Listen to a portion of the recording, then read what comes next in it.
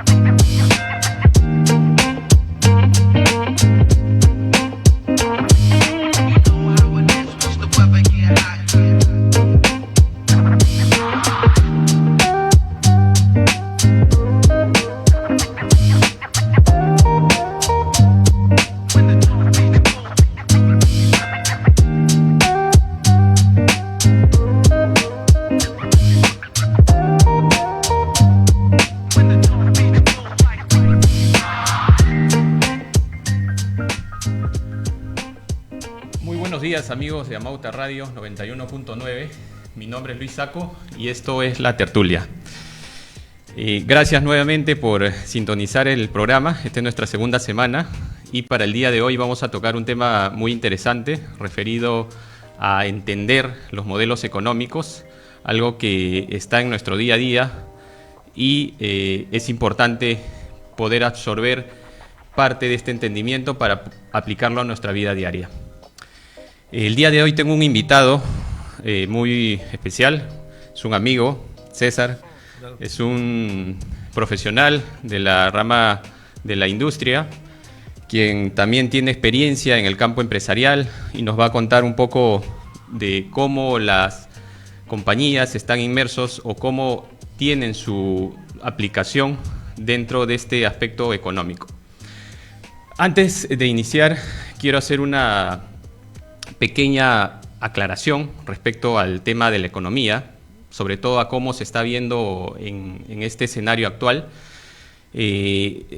Como toda ciencia evoluciona en el camino, en la historia, y la economía no está disociada de esto. Hoy en día se habla de una economía ya no tanto numérica ni especializada, sino se habla de una economía entendible, una economía que debe ser bajo un lenguaje claro, bajo un lenguaje que todo el mundo lo pueda adoptar como una herramienta para que tomen decisiones. Y valgan verdades, no todos sabemos de economía o no todos manejamos modelos matemáticos o modelos complejos que nos permita aprovechar esta ciencia o esta disciplina.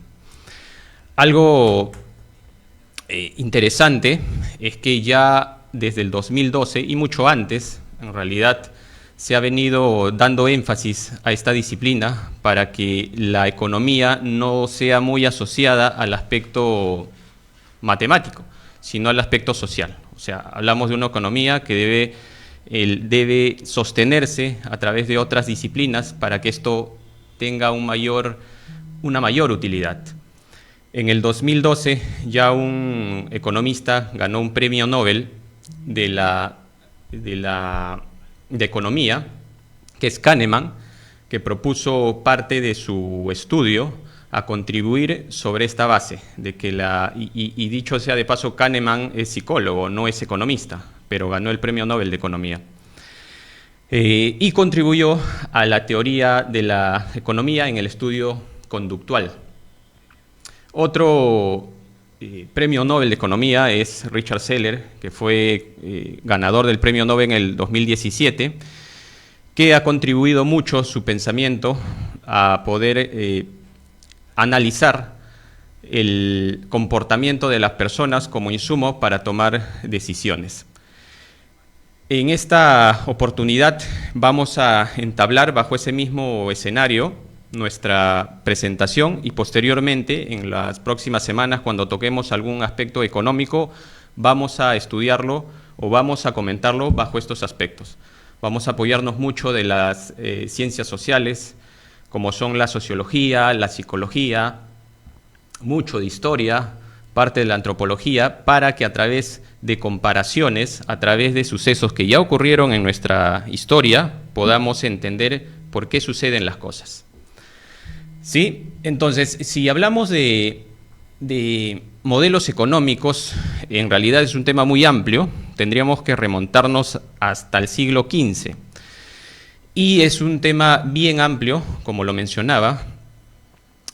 Podemos empezar desde el mercantilismo hasta el neoliberalismo, el muy comentado modelo de libre mercado. Vamos a hablar de eso también. Pero queremos centrarnos en los que hoy en día predominan en nuestra sociedad. Y sobre todo, si hablamos de modelos económicos, son los que predominan dentro de los aspectos macroeconómicos o las economías de gobiernos o países que se desarrollan a nivel global. Y especialmente dentro de lo que se desarrolla en nuestro país y cuál ha sido el modelo que ha predominado las últimas 3 décadas. Quiero enfatizar, empezando brevemente, por el modelo que teníamos o regionalmente se adoptaba dentro de nuestra localidad. Cuando hablo de localidad me refiero a Latinoamérica, que era un modelo proteccionista, en el cual todo el aspecto económico dentro de un país lo desarrollaba el Estado. Este modelo se conoce como modelo keynesiano, cuyo, digamos, promotor de esta economía ha sido John Maynard Keynes. Este modelo surgió en los años 30 como respuesta a una crisis que sucedió a nivel global, que se llama la crisis del 29, o que dio como posterior resultado la Gran Depresión. En concreto, ¿qué es lo que propone este modelo? Este modelo lo que propone es que el Estado es el gran artífice que debería regular la economía para que hayan condiciones adecuadas en los grandes indicadores como son el desempleo, la producción interna y la inflación. Ese modelo ha sido el que ha predominado fuertemente en nuestro país y a nivel de la región latinoamericana a lo largo hasta los 80, donde algunos países ya comenzaron a adoptar otros modelos económicos, lo que hoy conocemos como el modelo de libre mercado o el muy inventado modelo neoliberalista. Este modelo keynesiano en nuestro país, hablando del Perú, tuvo sus aplicaciones fuertemente a partir del gobierno de Velasco, cuando se instauró el gobierno en el 68, si no me equivoco, gobierno militar. Su gobierno militar, donde hubo una presencia nacionalista de este gobierno y se fortaleció más las empresas estatales que permitieron hacer una industrialización interna. Tanto es así que en el Perú en ese entonces inclusive se hacían automóviles. Sin embargo, después del corte de los 80, o mejor dicho, de finales de los 80, con el gobierno de Fujimori y el 92 precisamente, cuando hay el golpe, y se expide una nueva constitución, se cambia de modelo económico y entramos al modelo económico de libre mercado. Eso para hacer un resumen de cómo ha sucedido a lo largo de la historia, sobre todo en nuestro país, este cambio. Y sobre ello iremos conversando con César para entender algunos sucesos y algunas situaciones que nos pueden dar una mejor idea de cómo este modelo ha funcionado y hasta dónde ha tenido su influencia. Gracias, Luis, por la invitación. Un poco creo que el punto de quiebre es a través de Velasco, porque creo que ahí en la época de que comienzan a crear las famosas empresas que terminaban en Perú, Aeroperú, Entel Perú, Sider Perú, y todas esas gamas con el espíritu de que el Estado era el principal proveedor de los servicios y un tema proteccionista, como indicas. Entonces, pero parece que no le gustaba mucho a la empresa privada.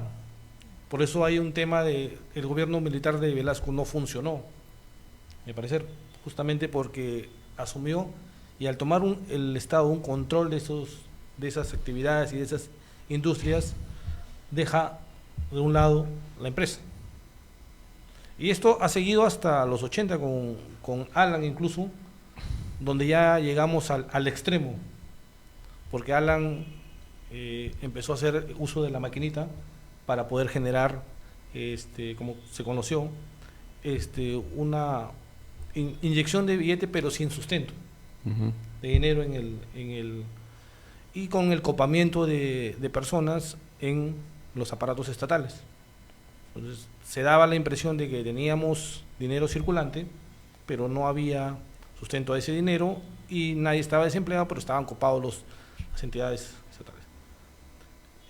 Se habla mucho en el tema. Un paréntesis, César. Hay algo importante que entender también para saber por qué se daba esta forma de impresión de dinero para un poco alivianar las condiciones de la economía estatal. Como hemos hablado, había un modelo que predominaba, que era el proteccionismo, ¿no? Que era un modelo, digamos, keynesiano que viene de los años 30. ¿Qué proponía este modelo? Ya yendo al detalle. Una de las cosas, y sobre todo a John Maynard Keynes, que se considera el padre de la macroeconomía, proponía que el Estado, a través de sus herramientas, como era la emisión monetaria, ¿no? La política fiscal, pueda dar el empujón a la economía para que las condiciones promuevan, digamos, tener mayores oportunidades para poder desarrollar la economía, ¿no? Propiamente. Entonces, ¿qué es lo que proponía John Maynard? Utilizar precisamente la política fiscal de la impresión de dinero, ¿no? Por eso es que eso en nuestro país, antes del 90, por ejemplo, Alan fuertemente lo adoptó, y lo que él hacía era emitir más billetes, emitir más dinero. Algo también para precisar era que, por ejemplo, a nivel de Latinoamérica, ese mismo modelo se venía aplicando en toda la región. Y esto sí es importante saberlo, uno de los países que de alguna forma tienen el resultado hoy en día, de acuerdo a ese cambio de modelo, fue Chile, que comenzó a desarrollar un cambio de modelo, de este modelo proteccionista, que se desarrolló por la propuesta keynesiana, a partir de fines de los 70.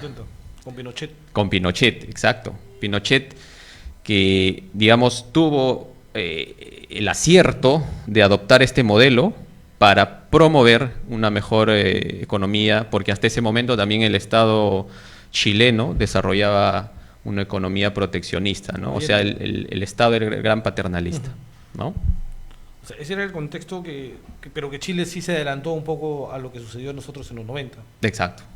Ahora, cuando hablamos de los 90, este golpe de Fujimori adopta las recomendaciones del FMI, del Fondo Monetario y, digamos, y los economistas que lo asesoraban.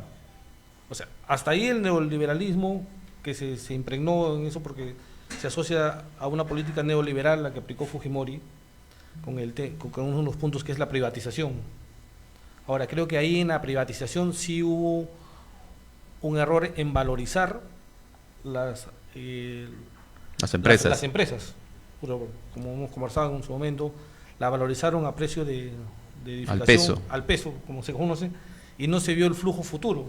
Y el caso más resaltante es lo que es Entel Perú. Lo hoy Telefónica. Hoy día Telefónica. Claro. Se valorizó activos que no eran... a ver, también hay que contextualizar que no teníamos tecnología, entonces teníamos un incipiente red de telecomunicaciones que no valía mucho, pero teníamos una gran demanda, que eran cientos de miles de personas que querían teléfono en su casa, pero no se podía atender porque todo el aparato estatal estaba muy burocratizado y demás temas. Entonces eso no se valoró en la venta. Exacto. Y hay algo importante en lo que tú dices, ¿no? Mucho se habla y mucho se toma el término de libre mercado o neoliberal, como se conoce, de manera peyorativa, de forma inclusive negativa para catalogar a alguien, ¿no? Dice, oh, eres neoliberal, eres tal por cual, ¿no? Y muchas personas digamos, por eco, lo toman y consideran que esa palabra es mala.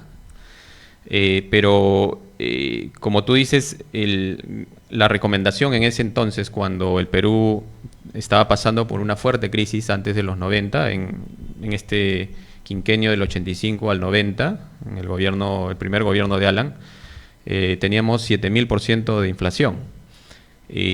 ¿Por qué sucedía esto? Porque hay una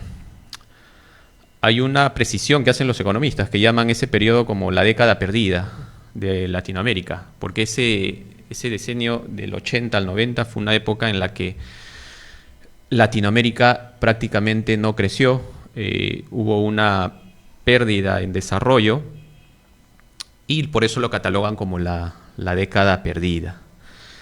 Un poco para precisar con la historia, ¿por qué hubo este problema? Porque hubo una crisis en ese entonces llamada la crisis de la deuda externa. Esta crisis se reflejó porque como teníamos un Estado paternalista o un Estado que venía de un modelo económico, el keynesiano, donde el Estado era el gran benefactor, el gran regulador, que la economía la manejaba, y como sabemos el Estado pues no es un buen administrador ni generador de recursos. Ni generador de recursos, exacto.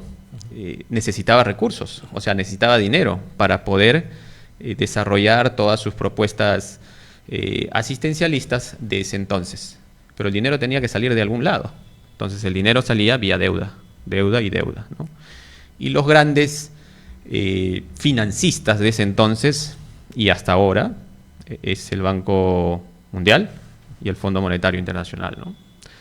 Se podría decir como quiero hacer mi compra semanal del mercado y paso tarjeta. Exacto, es tal cual. Entonces, cubro mi necesidad, pero a una deuda futura. Exacto. Entonces cada vez lo voy haciendo más grande. Y si voy pagando, entro en un círculo como se conoce como la carrera de los ratones. Estoy corriendo, pero nunca voy a salir de... Exactamente. Y el inversionista o este fondo, como le estoy cubriendo, le estoy pagando su dinero, me comienza a ampliar más líneas de crédito y... Totalmente. Y esta desmedida, desde este desmedido financiamiento que daban estas entidades financieras mundiales a los países de Latinoamérica, hicieron que Latinoamérica se endeude, ¿no? Hasta el cuello. Y el primero que, digamos, pateó el tablero fue México, y porque prácticamente no tenía reservas y no podía pagar la deuda. Pero sí tenía petróleo. Sí tenía petróleo, exacto. Pero en ese entonces, como cayó México en el tema de cumplimiento de las deudas, los mercados externos, o sobre todo estos organismos que financiaban, comenzaron a sensibilizar que ya no podían dar más deuda a la región. Y esto desató una crisis. ¿Por qué? Porque ya los estados no tenían de dónde ordeñar, ya no tenían cómo sostener su modelo estatal, su modelo proteccionista, y es ahí donde el consenso de Washington, como se conoce, ¿no? Donde participó el Fondo Monetario y el Banco Mundial, hicieron una serie de recomendaciones a toda la región latinoamericana para que puedan superar esta crisis y se pueda desarrollar un escenario más propicio para la economía. Para dinamizar y empezar a... Porque estábamos, obviamente, como lo dices, estábamos con un alto en más de 7.000% de inflación, entonces había que haber una estrategia para reactivar la economía. Exacto. Y una de las recomendaciones creo que fue la privatización. Exactamente. En realidad son 4 recomendaciones que se dieron en ese consenso de Washington, que fue, primero, la disciplina en el gasto fiscal, o sea, el Estado no podía gastar más de lo que tenía. Segundo, una reforma tributaria, que es algo importantísimo, porque ¿de dónde vienen los recursos hoy en día? El 80% es de los tributos. De la recaudación de los impuestos. Por eso Exacto. Es que en esa época se moderniza el tema de la recaudación a través de SUNAT. Exacto. Porque hasta antes era una recaudación que el que quería pagaba, el que no Exacto. Había. Prácticamente no había recaudación. No había recaudación. Exacto. Y lo tercero que recomienda este consenso es que se privaticen las empresas porque el Estado era muy mal gestor. Y aparte de que el Estado era, o sea, muy pesado, lo que recomendaba esto es que el Estado se achique, ¿no? Para que tenga también ese impulso de poder hacer mejor las cosas y de manera más eficiente. Y cuarto, es que hay una política monetaria disciplinada. Y aquí es donde recomienda que la política monetaria no sea una parte del Estado, o sea, sí sea parte del Estado, pero que tenga independencia, ¿no? Y por eso es que se hace constitucionalmente la desligación en temas de influencia del BCR, ¿no? Entonces la política monetaria se lleva de manera separada. Y aquí es algo importante lo que tú dices, ¿no? El proceso de adopción de estas recomendaciones, ¿no? Que después en el gobierno de Fujimori fue donde se adoptaron y comenzó todo este proceso de privatización. Porque digamos, si lo vemos como teoría, no estaría mal. Exacto. Ahora, la ejecución fue lo que empezó a generarnos el problema con la privatización. Con esta mala privatización que se hizo. Entonces ahí nos empezó a generar, digamos, vacíos, ya que como hemos comentado, no se valoró los flujos futuros. Había mucha demanda y así se malbarateó, digamos, buena parte de nuestras empresas estatales. Pero ahí surge una nueva corriente, que son un poco la experiencia que he tenido trabajando para el Banco Interamericano de Desarrollo y con jóvenes microempresarios. Surge esta nueva corriente de gente porque la banca le daba préstamos un poco más altos a empresarios, y surgen esta corriente de las cajas municipales más fuerte, que ya venían de los 80, pero tienen más presencia porque hay gente que comienza a ver negocios que con 300 soles que te prestaba la caja municipal como un capital semilla, podían empezar a dinamizar la economía. Oye, ¿pero qué puedo hacer con 300 soles? Sí, pues el empresario que vendía computadoras, una computadora podía costar $1,000, no le iba a impactar 300 soles. Pero aquel que compraba de repente fruta, compraba a 300 soles, 50 soles más para su movilidad, se movía de un lugar a otro y podía ganar un 30 o un 25% en un solo día. Entonces eso comienza a ser todo este esquema que no se logra ver. Por la experiencia familiar, mis padres trabajaban en el mercado, tenían su negocio en el mercado. Ese grupo de gente no se les toma en cuenta en su momento. Porque decían, ¿cómo va a mover una economía con 300 soles que le está prestando la caja? Y veamos el éxito, el 95% o 97%, de nuestra economía son microempresas. Efectivamente. Son cerca de 3 millones de microempresas que han salido, y que, si vemos, 97% de nuestras empresas son micro. 99%. 99%, perdón. Claro, imagínate. Entonces, el 1% son pequeñas, medianas y grandes. Entonces, hay todo este movimiento también genera algunas corrientes y mejoras a nuestra economía. Exactamente. Hay algunas preguntas que nos están haciendo vía el Facebook.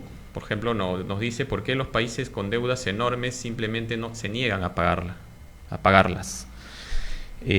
Teóricamente sabemos que los estados pueden caer en default, ¿no? O sea, quebrar, pero en la práctica pueden quebrar, pero teóricamente no quiebran los estados. O sea, no son como las empresas.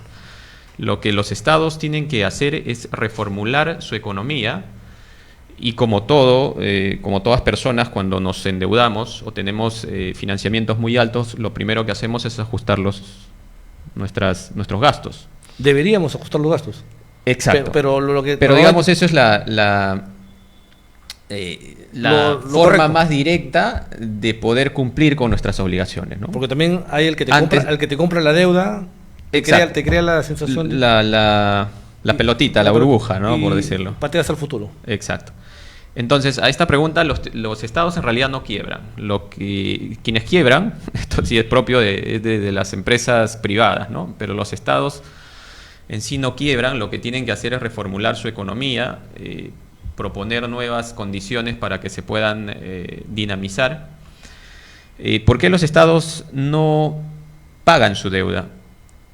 En realidad sí hay estados que no la pagan. El Perú ha sido uno de ellos. Por ejemplo, con este tema de la reforma agraria y los bonos que se emitieron.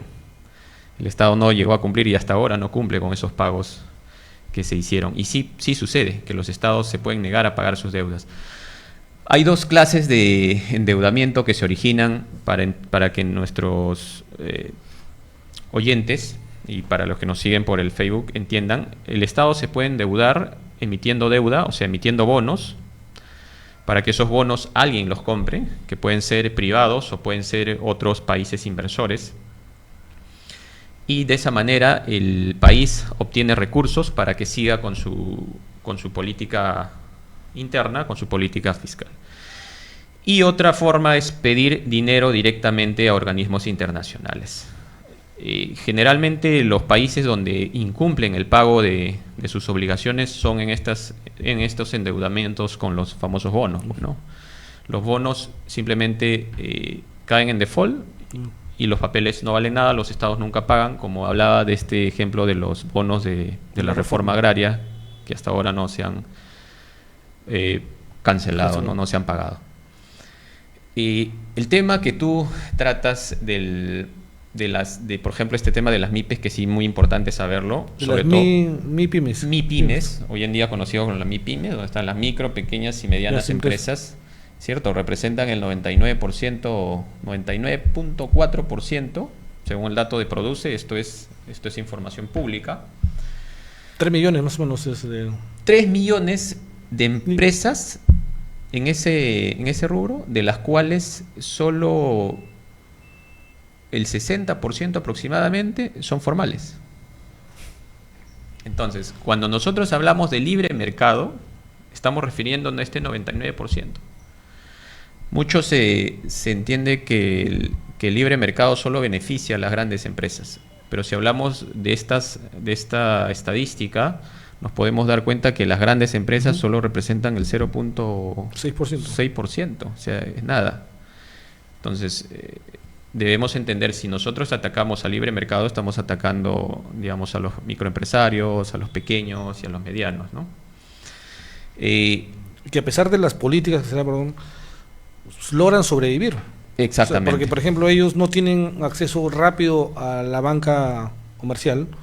Ellos tienen que ir a EDIPYMES o a cajas municipales, o comúnmente ir a los ayutistas, a las personas que te prestan a precios, a intereses muy altos, 20, 30% mensual. Exactamente. Sin embargo, a pesar de esas condiciones adversas, ellos logran mover la economía. Con eso educan a sus hijos, llevan alimentos, o sea, no hacen nada fuera de lo formal. Exacto. Me has hecho recordar algo.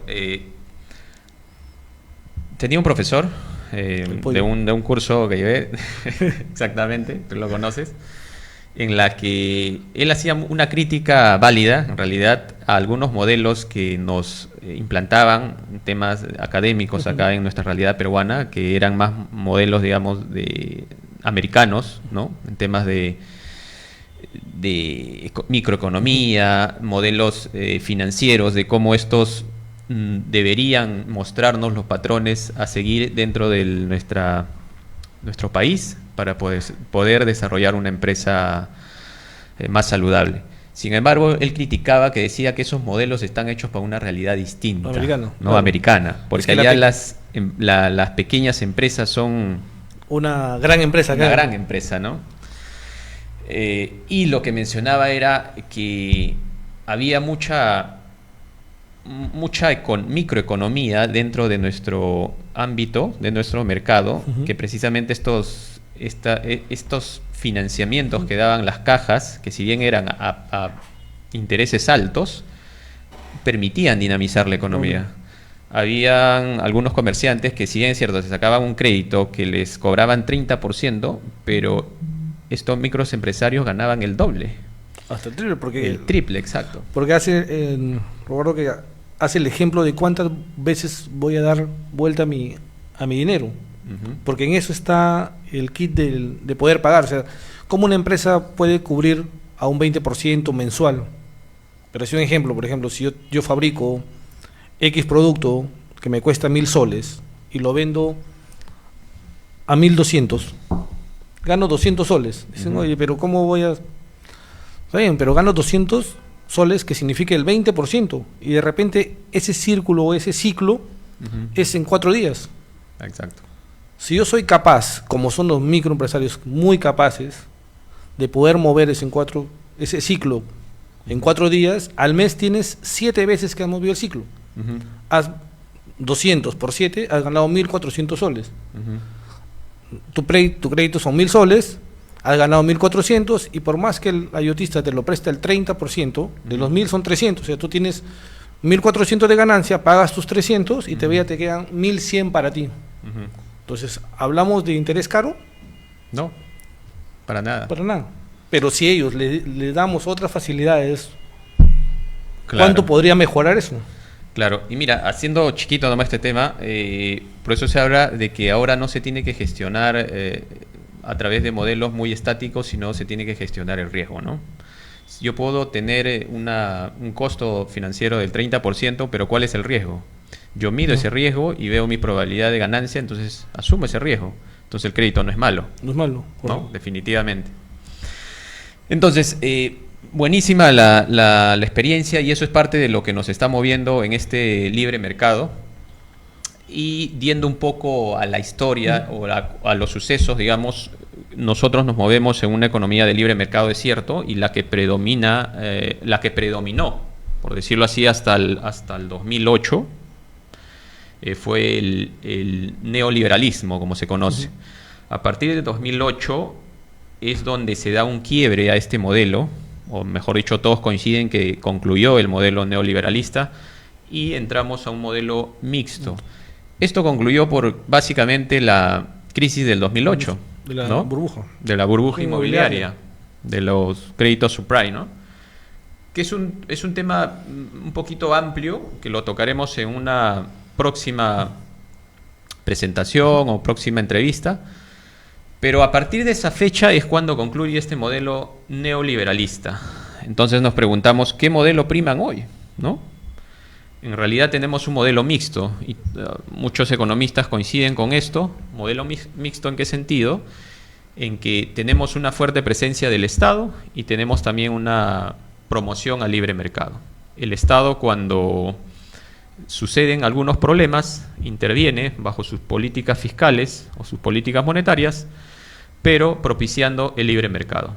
En realidad no hay un modelo puro que se aplique, ni siquiera en Estados Unidos, porque en Estados Unidos, cuando sucedió la crisis del 2008, y digamos, la recomendación de los economistas fue que deje que el libre mercado regule esto, pero en realidad se iba a ir de las manos, claro, porque fue un problema global.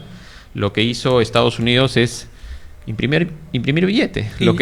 E inyectarlo a las empresas. Exacto. General Motors fue uno de los beneficiarios. Exacto. Porque si no, General Motors, Estados Unidos son muy proteccionistas en sus marcas. Exacto. Entonces necesitaban salvar su industria. Exacto. Entonces regresaron al modelo antiguo para poder inyectar en la economía dinero.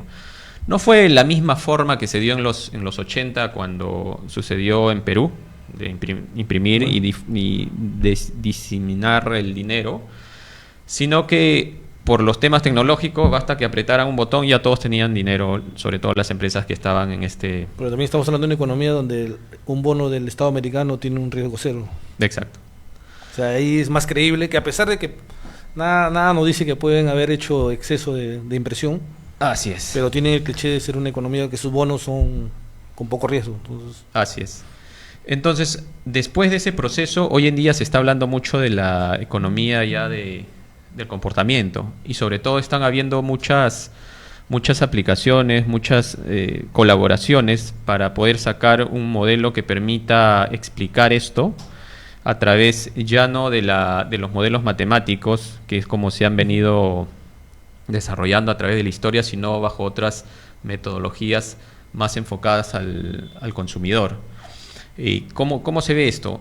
En que, y hay escuelas también de pensamiento económico que tratan de esto, que lo han tratado de hace muchos años atrás. Por ejemplo, una de estas es la escuela austriaca, ¿no? Un poco para entender el tema de escuelas económicas, en realidad a través de la historia han habido muchas. Como hablábamos al inicio, escuelas desde el siglo XV, ¿no? Desde el mercantilismo hasta la escuela de Chicago, donde predominó este tema del neoliberalismo, ¿no? Pero las dos que tienen fuerte influencia en este momento es la escuela austriaca y la escuela de Chicago, que propone el tema del libre mercado, pero ambas proponen libre mercado, dicho sea de paso, sino que cada uno tiene un matiz distinto. La escuela austriaca lo que propone es que la economía debe verse desde el punto de vista del consumidor y no tanto del punto de vista de modelos. Lo que propone es que el consumidor es una persona irracional, que toma decisiones no enfocadas exactamente por impulsos, no enfocadas a patrones. Emotivas, ¿no? Como le dicen. Emotivas. Tú puedes tener una preferencia hoy, pero mañana cambias totalmente. Y más aún con los millennials y los centennials. Exacto. Entonces, y sobre todo con el tema que tampoco no se habla mucho, es el tema de la cuarta revolución industrial, ¿no? Muy poco se está hablando de eso y es algo en que estamos inmersos. Y ojo que este tema de cambios, digamos, como estos temas de cambios donde afecta realmente, porque una revolución es algo que quiebra, y este tema de la cuarta revolución industrial que 2016. Tiene que ver con 2016, exacto, ya nos cambia toda nuestra perspectiva de cómo ver el mercado, el aspecto económico, incluso nuestra forma de ver nuestro bienestar. Porque bien, en la cuarta revolución, la corriente es que minimicemos el uso del recurso humano en la industria. La tendencia es automatizar la industria. Entonces, imaginamos una gran industria, fabrico lo que fuese, y tengo un panel de control donde puedo controlar todo. Algo parecido, para hacer un símil un poco gracioso, su cuarto de control de Homero Simpson, que controla desde ahí, controla una planta nuclear. Más o menos esa es la tendencia de la cuarta revolución, la automatización general de la industria. Uh-huh. Si lo vemos más, eso va a hacer que se reduzca las oportunidades laborales. Entonces, hacia eso estamos apuntando. Obviamente tendrá sus ventajas, tiene sus detractores y gente que está a favor, pero también ayuda algo que estás comentando. Con esta tendencia de la cuarta revolución es también a empezar a predecir comportamientos mucho más rápido. Las computadoras son capaces de procesar y simular escenarios a una velocidad increíble.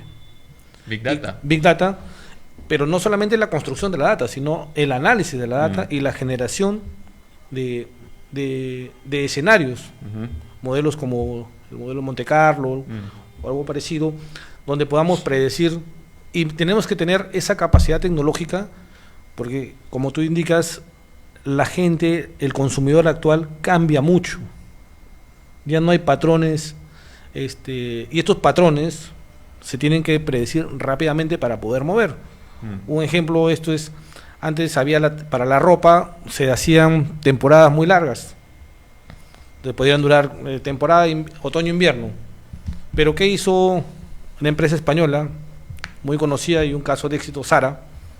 Hacen cambio de temporada cada 2 semanas. O sea, cada 2 semanas sacan un nuevo modelo, un nuevo diseño. Le pondrán una rayita más en la camisa, una rayita menos, pero comienza a cambiar, justamente porque entiende que las personas están cambiando. Miren, cada 2 semanas, y todo lo que implica sacar una nueva colección cada 2 semanas. Entonces, se están adaptando. No sé, mañana pasado empezaremos a sacar cada semana o empezar a cambiar. Y un poco también va a que el enfoque ahora es personalizado. Ese concepto de personalizado también ya nos lleva a un cambio. Y ahí tiene prevalecencia este tema de la economía del comportamiento, ¿no? Correcto. Porque ya las cosas o las propuestas se están desarrollando desde el enfoque de la persona como ser social, ¿no?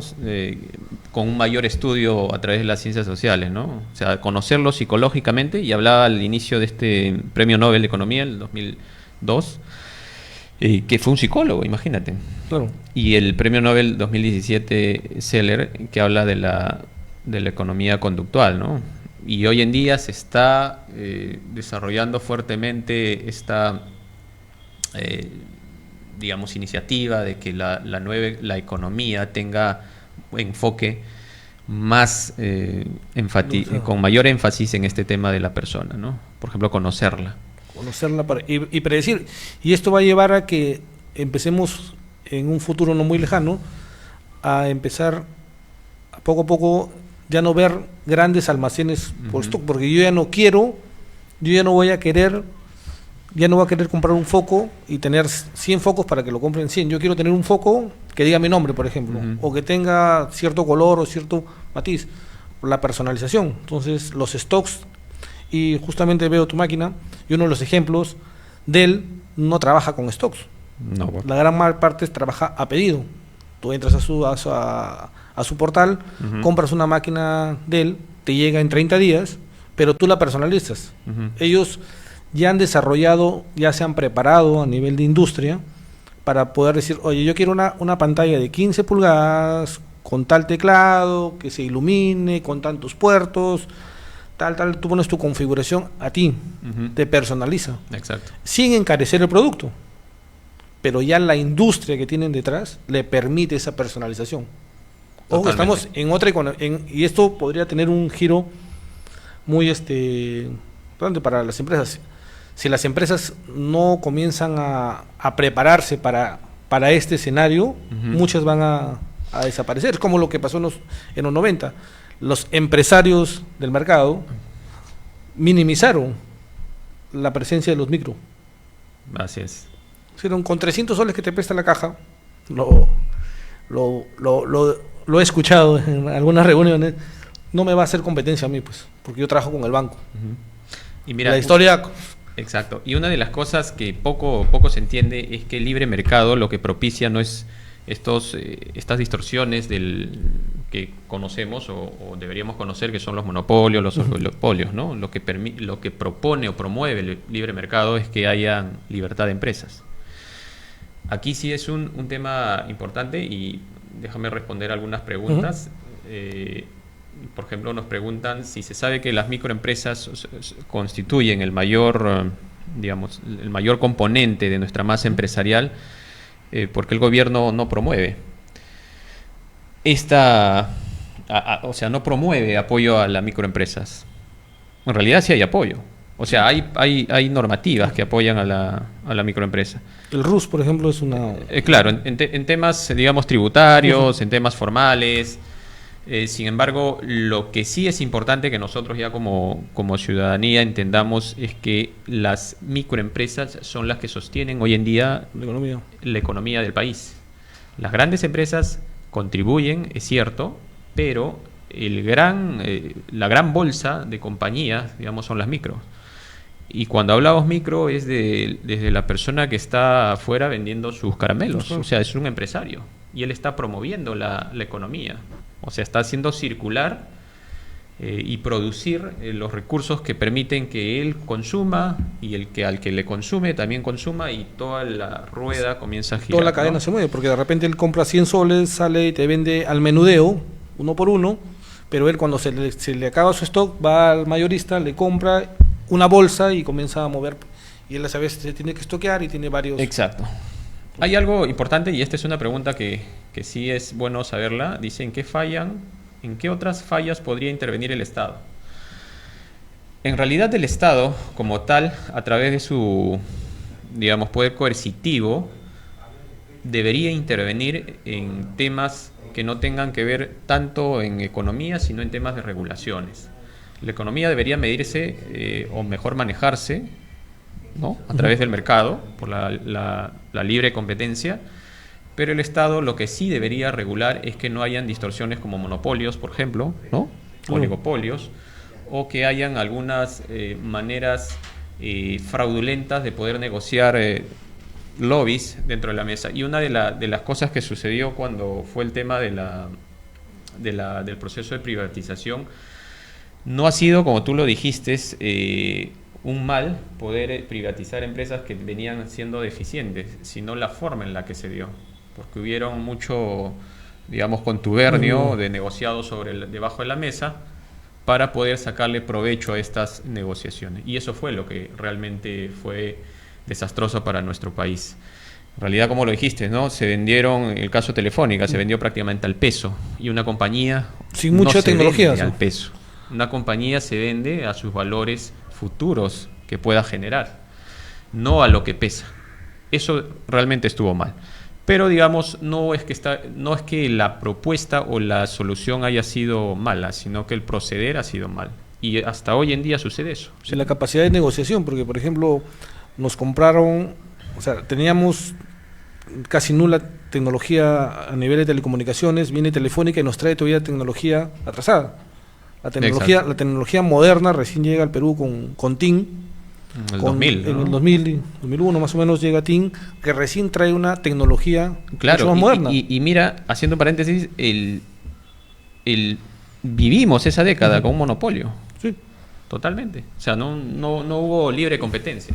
Tuvimos a Telefónica una década y después ya comenzamos a abrir el mercado para que otras compañías ingresen. Y eso realmente está mal. Si nosotros miramos desde el punto de vista consumidor, y esto sí es importante, que se vea desde el punto de vista del consumidor cuando se habla de economía, no desde el punto de vista del empresariado. ¿Quiénes ganan en una libre competencia? No necesariamente las empresas ganan. Quienes ganan son los consumidores, porque tienes libertad para poder tomar tus decisiones y poder escoger productos o servicios de mejor calidad, ¿no? Mientras haya una mayor competencia, yo creo que este aparatito va a empezar a hacer mucho, a participar, porque te da la capacidad de poder comprar sin salir. Exacto. Entonces tú puedes comprarle a algún proveedor que esté en China, ves su stock, compras y esperas que llegue. O sea, no necesariamente dices voy a comprarle acá en Perú. Ya tengo una capacidad de poder comprar globalmente. Entonces son retos que vamos a asumir en estas épocas de cuarta revolución, que todavía el Perú no lo vive. No, y mira que hay algo gracioso, ¿eh? Porque hay algunos gobiernos o algunas localidades de nuestro país que le ponen wifi a una zona determinada, a la plaza de armas, y dices estamos en una ciudad digital, solo por ponerle wifi, y eso no es realmente una ciudad digital. Sería bueno, es un tema realmente amplio, el tema de la cuarta revolución, que es el tema de que ya estamos entrando en una era digital. Bueno, otros países nos llevan la delantera, un montón. Ya se está hablando del tema de inteligencia artificial. Ahora ya hay muchas cosas que veíamos como ciencia ficción. Hablábamos de esta película, hay una película de Keanu Reeves que está en Netflix, que habla de cómo trasladar la conciencia de una persona a una máquina. Y eso no es ciencia ficción, porque ya se está haciendo experimentación en eso, de cómo podemos nosotros a una edad determinada trasladar nuestra conciencia y despertar en un momento y ya somos un robot. O sea, a tal magnitud está avanzando la ciencia en temas de tecnología, que por eso es bueno saber que esta era se llama la cuarta revolución industrial, ¿no? Y a una velocidad que no la esperábamos tampoco. Exacto, y no simplemente por tener wifi en una zona determinada, es que estamos en una ciudad digital. Hay que ahí tener un poco de criticidad para que tampoco nos tomen el pelo. Claro, porque muchos políticos utilizan como cliché, vamos a convertir la ciudad tal en un tema digital. Exacto. Sí, yo lo cumplí. ¿Qué pusiste? Pusiste un wifi en la plaza de armas y encima de pésima calidad, pero dices, yo cumplí mi promesa, es una ciudad digital. En realidad, ya un poco dosificando el tiempo, que rápido se ha pasado, los modelos económicos, como propiamente son modelos, nos sirven para dar nuevas propuestas a cómo debemos desarrollar de mejor manera nuestra economía. Cada modelo en su momento ha funcionado. El keynesianismo funcionó en una época de crisis. El libre mercado dio también funcionó en una época en la que se necesitaba hablando solo de estos modelos últimos, digamos, los que predominan a la fecha.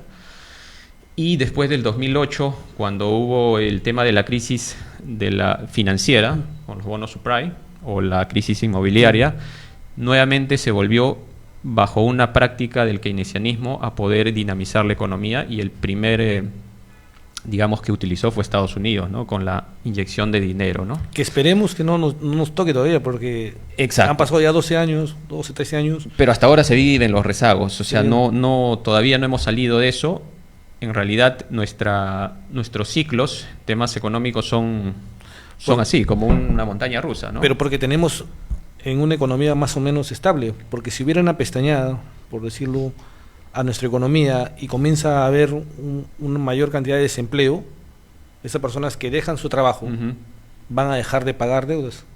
Y muchos tienen hipotecas de 20 años, 15 años, 25 años, que incluso la banca empezó a dar. Exactamente. Entonces, no estamos todavía libres de esa... Definitivamente que no. Y sobre todo, hay algo que algunos economistas y sobre todo los que proponen este tema de los liberales, que proponen mientras el Estado deje al libre mercado desarrollarse va a ser mejor. Y hay unos que son los anarcocapitalistas, digamos, que ya van al extremo en que el Estado no debería meterse más que en regular el derecho, por decirlo, ¿no? O sea, de encargarse de distribuir justicia, y todo lo demás debería ser regulado por el libre mercado. Yo creo que estamos en un proceso de, a modo como se vayan desarrollando estas evoluciones, como por ejemplo esta cuarta revolución, podremos tomar un libre mercado más sano. Pero ¿estaríamos preparados como sociedad para podernos regular nosotros? Por ejemplo, se me viene a la mente el caso Tía María. Bueno, Tía María es un tema más complejo, pero acá, para ser breve, porque ya nos gana el tiempo, en realidad tenemos que entender algo. Si nosotros queremos un Estado paternalista, un Estado que se encargue de todo, tenemos también tener una lógica ordenada y coherente. Si nosotros queremos que el Estado se encargue de todos nuestros problemas, el Estado tiene que sacar el recurso de algún lado. ¿Y de dónde saca el recurso el Estado? Vía impuestos del mercado.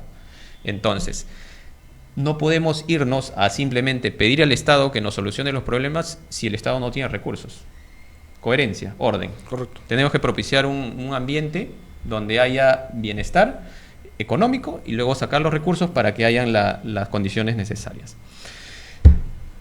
Bueno, amigos, nos ha ganado el tiempo. Gracias por sintonizarnos. Se pasó rápido. Sí, rápido. César, te doy las gracias por aceptar la invitación. Este tema es muy amplio en realidad. Habrá más ocasiones para conversar. Una próxima oportunidad.